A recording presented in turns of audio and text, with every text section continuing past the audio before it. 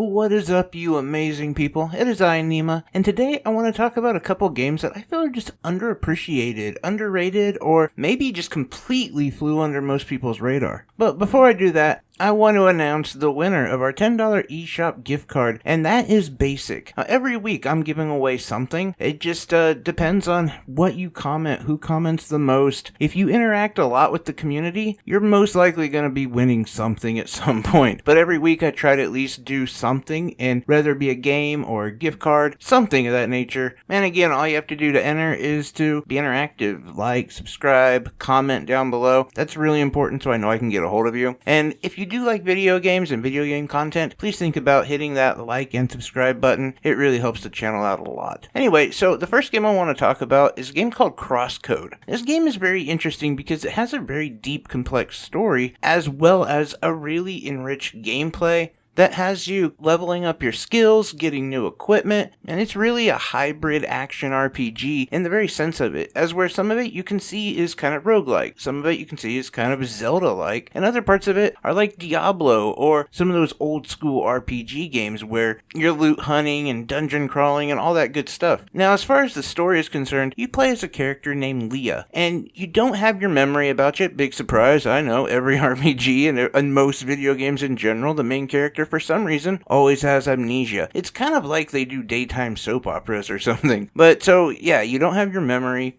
and you wake up on a ship basically being told how to navigate certain puzzles and to learn how to use your abilities, which are very simple and it's a basic tutorial. But you're also an avatar and you understand that you are actually an avatar as you are heading out into a MMORPG where there's going to be a lot of other avatars that you'll interact with and that you're basically playing the game, as that's the only way you're going to be able to regain your memories. Now, while you're learning all of your basic skills and your system is getting updated and reconfigured, a bad guy, basically known as the Blue Avatar, shows up and causes some trouble for you. Before you know it, you really have to get off the ship and begin your journey in Crossworld, where you have to navigate blending in, but you also want to be able to make friends and to stand out to an extent, as that's the only way you can really become popular. Now, I like the idea of the fact that it is a MMO and that everyone's using an avatar, because it really gets around the fact that when you die, you'll be just regenerated, and you don't have to make up some sort of story about how you can die and come back to life, like you're, I don't know, Jesus or something. So further on, you do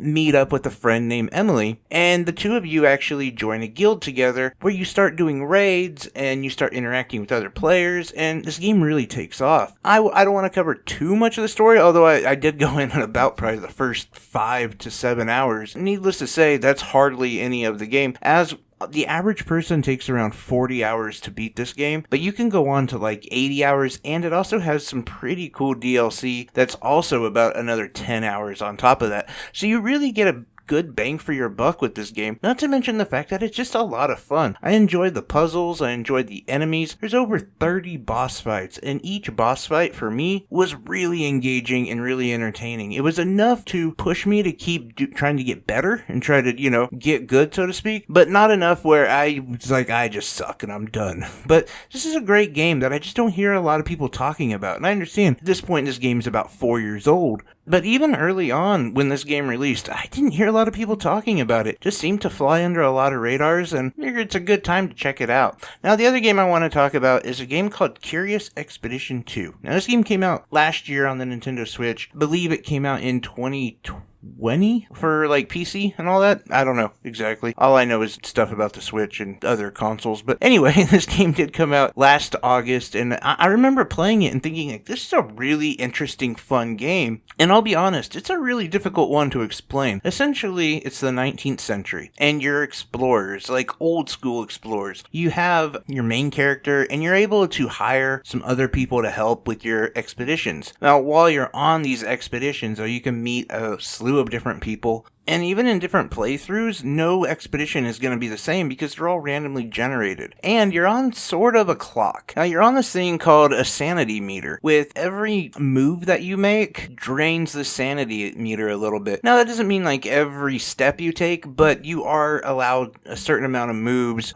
within a certain range of your vision. And what I mean by that is when you first see the map, it's all pretty much clouded except for the small area in which you landed on. And so you might have two moves that will expand the map, but it'll also drain some of your sanity as well. And when you get it low enough, it's pretty interesting, to be honest, as your people really do start like hallucinating and literally going insane. It can be really difficult to get back to your ship and to save your expedition in any sort of manner. With that in mind, though, you can actually fill your sanity meter back up by doing things like resting and eating and things like that. And while you're out on these expeditions, though, you will find certain artifacts, or you'll be able to go through caves or explore ships, and you'll find all sorts of stuff that you can collect. And at the same time, you'll run into like the indigenous people of that area, and a lot of times there's an opportunity to barter with them and to get other things as well. Like, I found myself really needing weapons a lot of times because there is constantly the opportunity to run into enemies, and then you are in a turn-based combat system to beat the enemies. And if you don't, well,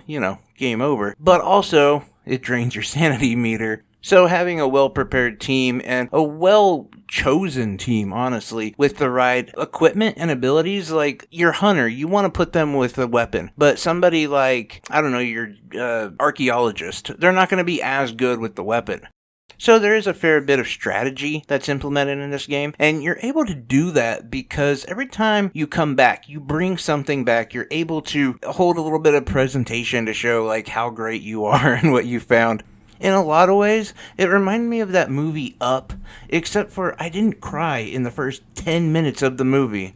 But anyway, then there'll be some rich people who offer to pay for your next expedition, be it that they get some of your artifacts or some of the things that you bring back. And at that point, you're then able to form your own team, and there's an array of different characters that you can choose. Again, some of them having really good aspects to them, like the hunter and whatever is great for fighting, but they're horrible at pretty much anything else, like any, diplomacy, scouting even, as well as like unearthing different artifacts and stuff. Like, they're just worthless, but you need them if you get into a fight. So yeah, you want to have an array of different people. But anyway, I really like this game. Now, this game does clock in at about a 4 or 5 hour time, but I think that's difficult to say, considering you can kind of just keep replaying this game over and over, and it's going to be a different game each time. But I think this one is one that's definitely slept on, and same with Crosscode. I appreciate both of these games, and just don't hear enough people talking about them. So anyway, let me know down below if these are games that you've played before, you're thinking about, you've never even heard of. Let me know what games you're playing. Anyway, guys, like always, I'm wishing you health, wealth, and above all, I hope you're truly happy, because you make me happy. By the way, Basic, I will get a hold of you and